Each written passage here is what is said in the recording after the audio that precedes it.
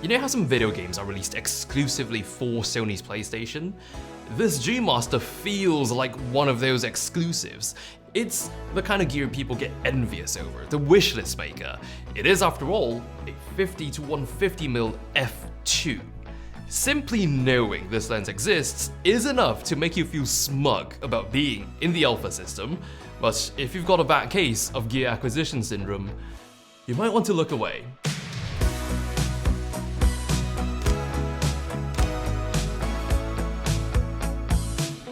You may have noticed that the model badge on this G Master is a bit more luxurious than usual. Now, I was shown the lens first before knowing how much it cost, but the moment I laid eyes on that big metal model badge, I knew that this wasn't going to be a very cheap lens. We've only seen this big metal badge treatment on the top of the line super telephoto primes, the 3, 4, and 600 GMs, so that's a pricing hint. In Malaysia, this launches for 16,999 ringgit. Not exactly inexpensive, but fortunately still quite feasible relative to any other GM with a metal nameplate. And while this certainly blends in as yet another telephoto, that white finish can be quite deceiving here, because this is actually quite wide for a lens that's white. You could have something on the table in front of you and point this big white lens down at it and comfortably fit it within your frame. This is, after all, a 50mm at the wide end, and it focuses close as well without needing to lean back at all. Minimum focus is 0.4 meters at the 50mm end, which on paper is as close as the 50 1.2 G Master, but take into account that this is a physically longer lens, so that same close focusing distance means a shorter working distance. This lets you get closer to the subject from the tip of the lens, and that gives you a 0.2 times life-size magnification. That's slightly more than the 51.2 G Master, despite sharing the same minimum focus distance at 50mm. The minimum focus does get further as you zoom in.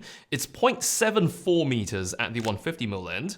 Still good enough for fairly detailed close-ups, and I was indeed reaching for this lens to shoot quite a number of close-ups, despite visually the outlook of this lens implies heavily that this is meant for ranged subjects. I suppose that says a lot for how versatile this can be. It's not technically even a telephoto when you zoom this out. It's a standard, so it's unusually wide for a lens of this build, which probably explains the unusually shallow lens hood as well. Its cuteness is further emphasized by the large diameter of the barrel. This takes 95mm front filters.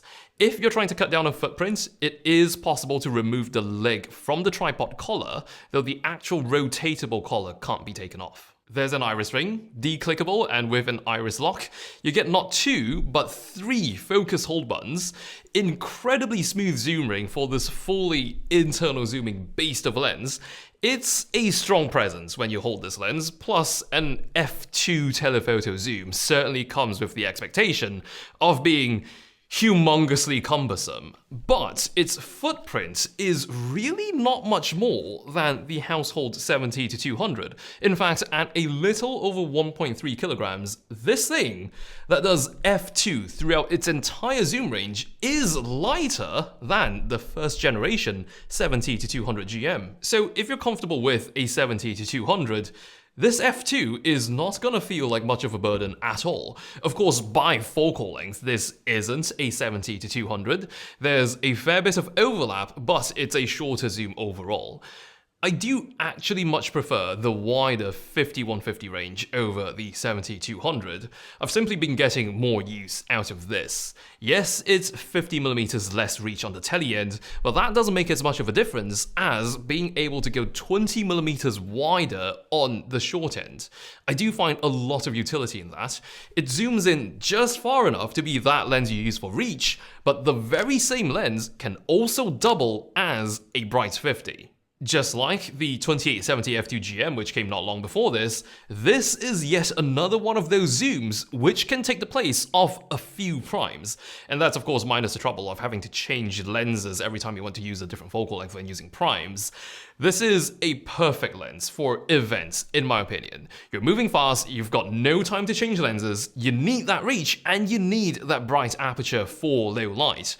This is one whole stop brighter than f2.8, and it's got the image quality to back it up, so you don't miss your primes too much. At this point, are you even surprised that this G Master lens is sharp in the center and sharp in the corners? Little bit of chromatic aberration if you're focusing up close, and it does naturally vignette a bit.